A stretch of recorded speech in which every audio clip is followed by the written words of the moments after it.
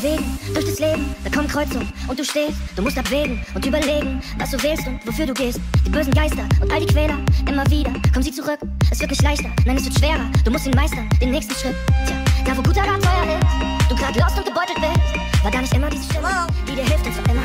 Hör auf die Stimme, hör was sie sagt, sie war immer da, komm, hör auf ihren Rat. Hör auf die Stimme, sie macht dich stark, sie will, dass du schaffst, also hör, was sie dir sagt. Hör auf die Stimme.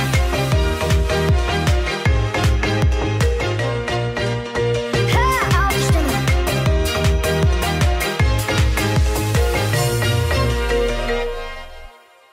Sag, wirst du reden oder schweigen? Was wird passieren? Was kommt danach? Willst du weggehen oder bleiben? Du musst entscheiden, keiner nimmt's dir ab. Das ist eine Reise ohne Navi, alles offen und immer wieder neu.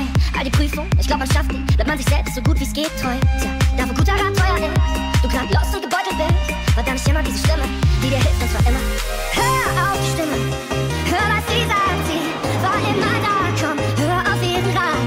Hör auf die Stimme, sie macht dich stark, sie will, dass du schaffst, also hör, was sie dir sagt.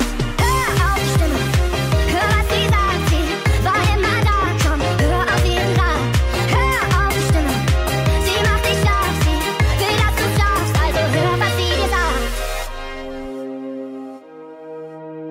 Hör auf die Stimme, hör was sie sagt. Hör auf die Stimme, hör was sie dir sagt.